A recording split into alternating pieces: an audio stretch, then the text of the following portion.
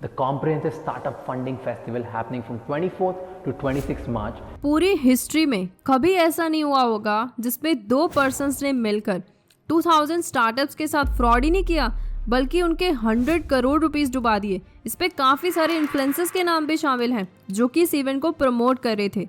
अब इन्फ्लुएंसर्स ही ऐसे काम पर निकल आए तो हम सब ऑडियंस किसके ऊपर ट्रस्ट करेगी?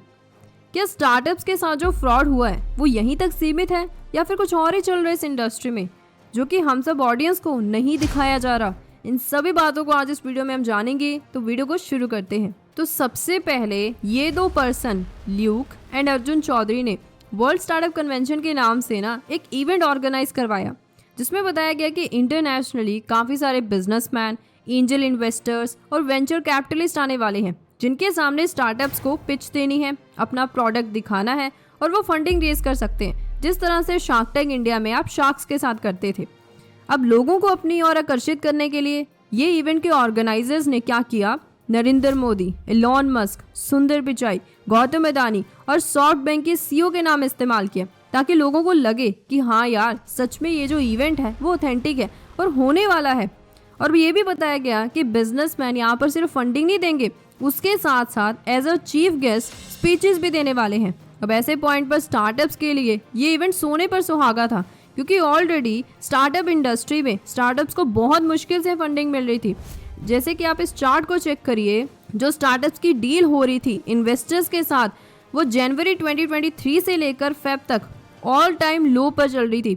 उसका रीज़न ये था कि पूरे वर्ल्ड में रिसेशन जैसा टाइम हो चुका है, हर एक कंट्री की जो जीडीपी है वो गिरनी शुरू हो गई है। तो ऐसे पॉइंट पर जो बिजनेसमैन है वो अपने बिजनेस पर ध्यान देंगे या फिर इन्वेस्टर्स दूसरी ओर ध्यान देंगे। तो इसलिए जो स्टार्टअप इंडस्ट्री में स्टार्टअप्स को फंडिंग मिल रही थी वो बहुत ही मुश्किल से मिल रही थी। तो ऐसे पॉइंट पर स्टार्टअप्स को ये event as a golden opportunity लगा। अब जो इवेंट के ऑर्गेनाइजर्स थे वो भी काफ़ी तेज थे।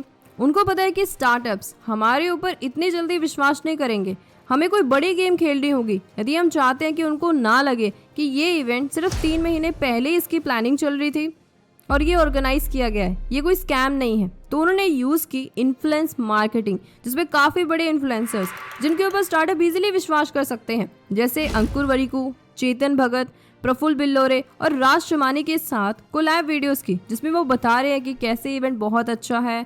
यदि आप स्टार्टअप्स फंडिंग रेज करना चाहते हो तो ये इवेंट की हेल्प से आप अच्छे लेवल से फंडिंग रेज कर सकते हो। जैसे कि आप चेतन भगत की इस वीडियो को चेकआउट करो।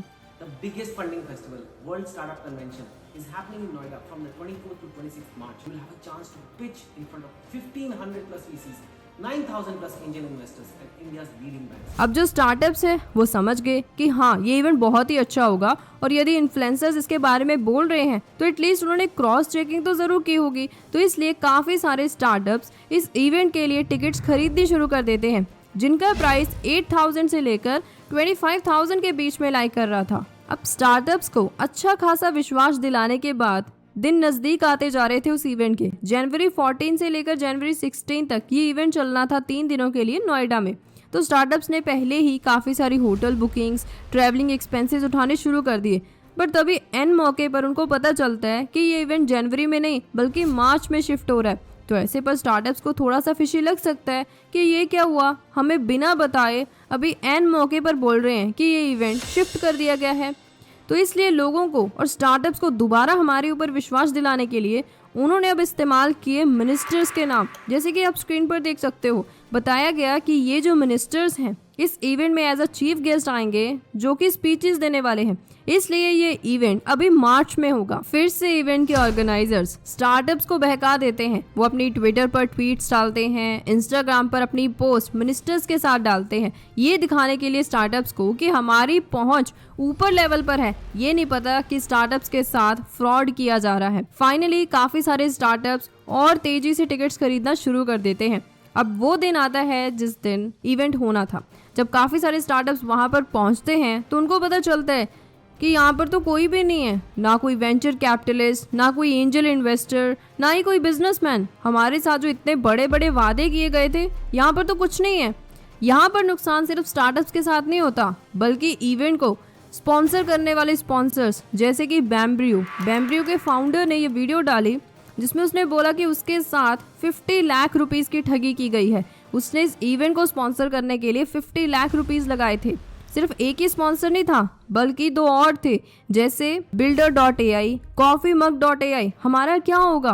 तो इसलिए काफ़ी सारे स्टार्टअप्स और स्पॉन्सर्स लीगल केस कर रहे हैं। वो बोल रहे हैं कि हमें हमारे पैसे वापस चाहिए।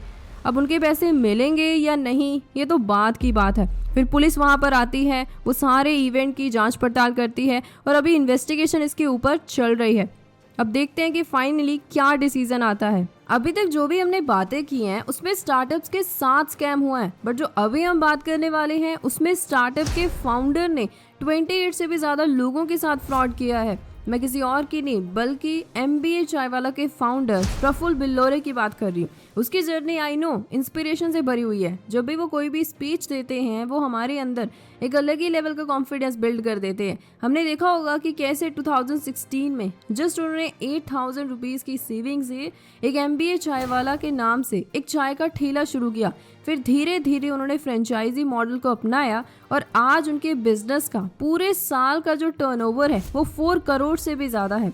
आपने नोटिस किया होगा कि जब भी वो कोई स्पीच देते हैं वो एक चीज़ बहुत ज़रूर बोलते हैं कि आने वाले टाइम में वो चाहते हैं कि हर एक छोटे से छोटे टाउन में उनके नाम की एक फ्रेंचाइजी हो, जिसकी वजह से जो वहाँ पर रहने वाले लोग हैं वो मिलियनेयर बन सके। मिलियनेयर बन सके को मुझे लगता है वो कुछ ज़्यादा ही सीरियस लगे, जिसकी वजह से आज लोगों के साथ ये कुछ होता आ रहा है। आज हम सभी मैं युवा साथियों के साथ में ये लसूलिया थाने पे आया हूँ। ये MBA चाय वाला जो बहुत ज्ञान देता है लोगों को, बच्चों को, आजकल के 10वीं 12वीं के बच्चों को बहुत मोटिवेट करता है। मैं आप सभी युवाओं को कहना चाहता हूँ कि मेरे इंदौर के कुछ साथी ऐसे, इंदौर में उसने 7 लोगों को फ्रेंचाइजी बेची थी, 30-30, 10-10 लाख रुपए में फ्रेंचाइजी बेची और एक चाय की दुकान को खोलने के लिए उसने कम से कम इनमें 30-30 लाख रुपए लगवा दिए। इन लोगों ने ठगी का काम करा है। जब इनने फ्रेंचाइजी दी थी, बोला था कि हम आपके यहाँ आएंगे, हम चलाएंगे, 10,000 रुपये का गल्ला रहेगा, 600 रुपये का गल्ला हो रहा है। महीने के 10,000 रुपये भी नहीं आ रहे, ऐसी स्थिति बन रही है। अब आप सोच रहे होंगे कि फ्रेंचाइजी क्या होता है और हो क्या रहा है एक्चुअली में। तो फ्रेंचाइजी का सिंपल मतलब ये होता है जिसमें एक पेरेंट कंपनी जैसे कि MBA चाय वाला वो दूसरे पर्सन के साथ एक डील करती है। उसको बोलती है कि सबसे पहले तुम्हें एक प्रॉपर्टी खरीदनी है, प्रॉपर्टी खरीदने के बाद हम आपको अपना बिजनेस लाइसेंस देंगे और ट्रेडमार्क का लाइसेंस देंगे। उसके बाद आपको हमारे प्रोडक्ट्स को सेल करना है। हम आपको पहले हेल्प करेंगे बिजनेस को अच्छे तरीके से चलाने के लिए, जिसके लिए आपको हमें फीस देनी होगी, प्लस जो भी आप हमारे प्रोडक्ट्स को बेचोगे उसका प्रॉफिट का कुछ % हिस्सा आपको एज अ रॉयल्टी हमें देना होगा। तो ये एक बिल्कुल सिंपल सा बिजनेस मॉडल होता है फ्रेंचाइजी का। अब सवाल आता है कि एक्चुअली में हुआ क्या था जिसकी वजह से 28 से भी ज़्यादा लोगों ने उनके खिलाफ शिकायतें दर्ज की।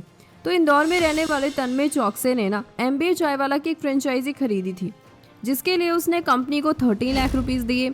अब कंपनी बोलती है कि जो भी आपने ज़मीन खरीदी है उसके अंदर रॉ मटेरियल्स रखने होंगे, इंटीरियर डिज़ाइनिंग करनी होगी, फर्नीचर करना होगा, इन सभी को मिलाकर आपको हमें पे करने होंगे 32 लाख रुपीज़। चलो हमने वो भी कर दिए। अब कंपनी ने हमसे वादा किया था कि पर मंथ जो सेल होगी वो 10,000 तक तो हो जाएगी आराम से। यदि पर ईयर की बात की जाए तो वो आराम से 2-3 लाख तो हो ही जाएगी, जिसकी वजह से आपने जो भी अभी तक इन्वेस्टमेंट की है उसका रिटर्न आपको 12 से लेकर 18 मंथ्स के अंदर अंदर मिल जाएगा। हम तो ये सोच रहे हैं कि वो महीने कब आएंगे, क्योंकि हमारा डेट इतना ज़्यादा बढ़ चुका है कि जितना हम प्रॉफिट कमाते हैं उससे डबल तो हमारा डेट ही है। हम क्या करें ऐसे पॉइंट पर। इसी की वजह से हमने MBA चायवाला के खिलाफ शिकायत दर्ज की है। जब ये मामला इंदौर में सामने आया, फिर लखनऊ में रहने वाले विनीत राय ने भी बताया कि उसने MBA चायवाला की ना एक फ्रेंचाइजी खरीदी थी, जिसलिए कंपनी ने उससे 7 लाख रुपीज़ दिए। फिर उसके बाद interior designing, furniture, raw materials, kitchen apparatus, इन सभी को मिलाकर कंपनी ने हमसे 20 लाख रुपीज़ लिए थे। अब हमसे फ्रेंचाइजी तो खरीद ली, अब सवाल नहीं आता कि कंपनी ने हमें बोला था कि 6 महीने तक हम आपकी हेल्प करेंगे आपके बिजनेस को चलाने में। हमें समझ में नहीं आ रहा कि कंपनी हमारी हेल्प क्यों नहीं कर रही है, जिसकी वजह से वो प्रॉफिट तो दूर की बात है डेट पे करते चले जा रहे हैं। अब सोचकर देखिए कि शक किस पर जाएगा, प्रफुल्ल बिल्लोरे और उस वकील पर जिसने एग्रीमेंट बनाया था। तो इसके ऊपर वकील बोलता है कि सबसे पहले जो भी एग्रीमेंट बनता है उसमें कभी भी ये चीज़ मेंशन नहीं की जाती कि बिजनेस में कितना प्रॉफिट होगा और कितना लॉस होगा। दूसरी ओर एग्रीमेंट में कभी भी ये चीज़ नहीं होती कि इतनी सेल्स होंगी और इतनी सेल्स बिल्कुल भी नहीं होंगी। तो इसलिए किस हिसाब से जितने भी लोग ये बातें बोल रहे हैं, उनके खिलाफ सोशल मीडिया पर वीडियोस डाल रहे हैं, वो किस हक से बोल रहे हैं। एक पल के लिए मान भी लेते हैं कि प्रॉफिट एंड लॉस की गारंटी कोई भी नहीं ले सकता, बट दूसरी चीज़ की तो गारंटी वो ले सकते थे। दूसरी चीज़ पर उनका कंट्रोल था, वो क्या कि उनके बिजनेस को रन करने में उनकी हेल्प कर सकते थे, क्योंकि अभी वो बिगिनर्स हैं, उनको समझना होगा कि किस तरह से बिजनेस को रन करना है। और कंपनी खुद बोलती है कि हम आपकी हेल्प करेंगे 6 महीने तक। तो उन वादों का क्या हुआ? इनफैक्ट मैंने ना लिंक्डइन पर एक पोस्ट देखी थी भवप्रीत सिंह की, जो कि एक कॉर्पोरेट लॉयर है। उन्होंने बताया कि जो MBA चायवाला के जो भी SOPs होती हैं, मतलब स्टैंडर्ड ऑपरेटिंग प्रोसीजर, ये स्टेप बाय स्टेप इंस्ट्रक्शंस होती हैं कि किस तरह से आपको अपने बिजनेस को चलाना है। उसमें हर एक चीज़ अच्छे से मेंशन नहीं की गई है। तो मे भी एक वजह हो सकती है जिसकी वजह से जो फ्रेंचाइजीज हैं वो अपना बिजनेस अच्छे तरीके से रन नहीं कर पाई हूँ।